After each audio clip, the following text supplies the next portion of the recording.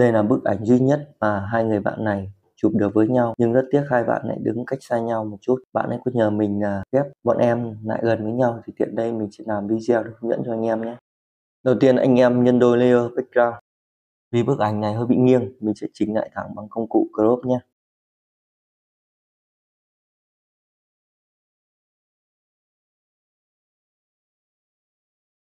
Anh em hãy chọn vào Containerware để Photoshop tự động điền vào những phần thiếu nhanh nhé.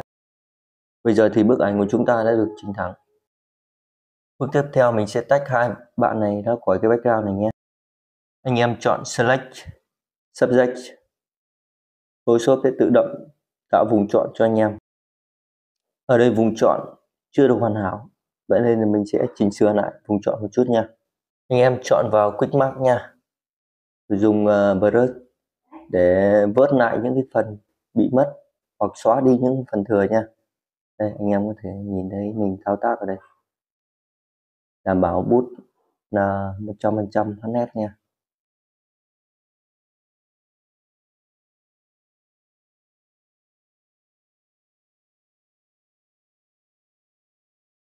Anh em kích vào Quick Mark một lần nữa để biến Quick Mark thành vùng chọn nha.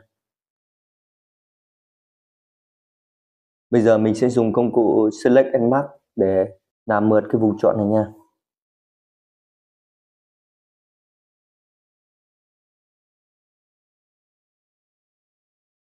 Bây giờ anh em sẽ copy vùng chọn thành một layer mới nha.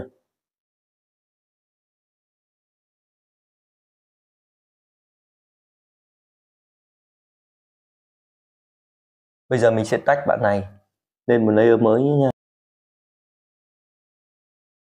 Ctrl X để cắt, sau đó Ctrl Shift V để dán trên một layer mới. Bây giờ mình sẽ lấy vùng chọn của bạn phía bên tay phải, sau đó dùng cái vùng chọn nó để xóa bạn ấy khỏi cái background gốc.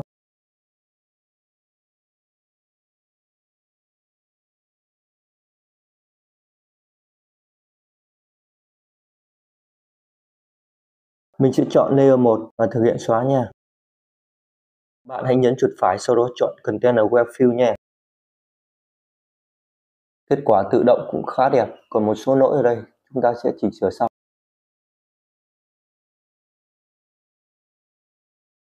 Ta sẽ gộp hai layer này lại bằng cách ấn Ctrl E nha.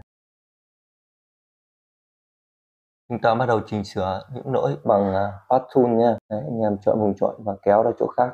Anh em có thể kéo đi thật xa để background nó không bị trùng lặp nha.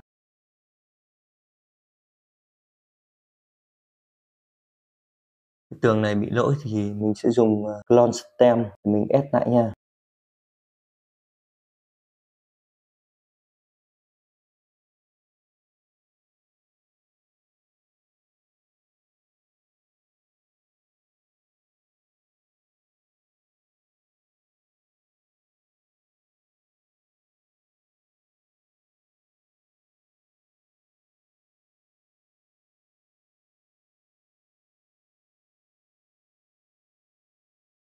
Bây giờ mình sẽ di chuyển bạn bên phải lại gần với bạn bên trái. Bạn có thể thấy là bạn bên phải đang to hơn rất nhiều so với bạn bên trái. Mình sẽ Ctrl T và thu nhỏ bạn lên lại.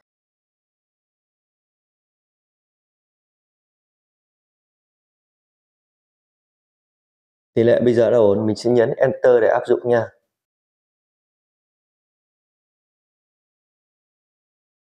Hiện tại tay của bạn bên phải đã bị che mất, vậy nên mình sẽ cắt vùng tay và mình di chuyển ra bên ngoài để chúng ta có thể nhìn thấy tay. Chúng ta có thể Ctrl T để thay đổi vị trí sao cho cái tay này nó phù hợp và tự nhiên nha.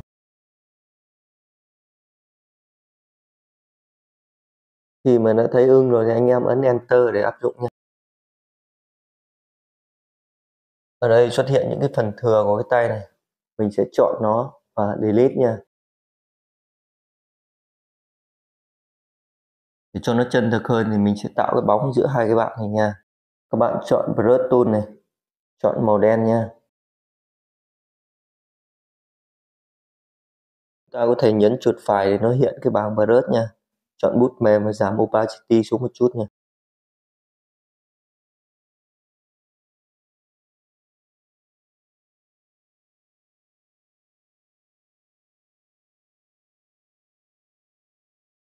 Mình thấy cái bóng này khá đậm nên mình sẽ giảm opacity của nó xuống một chút nha. Tiếp theo mình phải tạo cái bóng chân cho bạn đứng ở phía bên phải đây nha. Anh em chọn brush này, thu nhỏ cái brush lại này. Rồi, bây giờ chúng ta vẽ nha.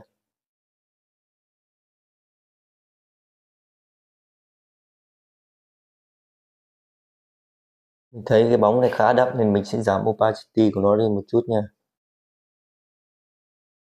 Bây giờ chúng ta sẽ gộp tất cả các layer lại và kiểm tra kết quả trước và sau nha. Vậy là đôi bạn của chúng ta đã có một bức hình trông ổn hơn.